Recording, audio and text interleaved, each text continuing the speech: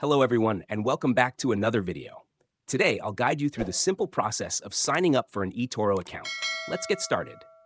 To begin, launch the eToro app on your device or open a web browser and go to eToro.com by typing it into the URL bar and pressing enter. On the eToro homepage, click the Login option at the top right corner.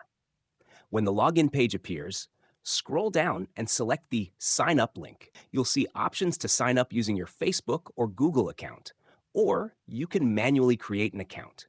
To do this, enter a unique username, a valid email address, and a strong password. Make sure your password is 8 to 32 characters long and includes letters, numbers, uppercase letters, or symbols. Agree to eToro's terms and acknowledge how your information will be used by checking the boxes at the bottom. Then click the Create Account button to proceed. After that, you'll need to verify your identity.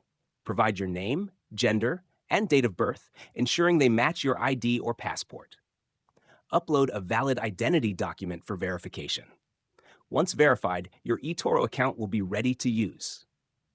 If you found this tutorial helpful, don't forget to like the video, subscribe to the channel, and hit the bell icon to stay updated with our latest uploads. Thank you for watching, and I'll see you in the next video.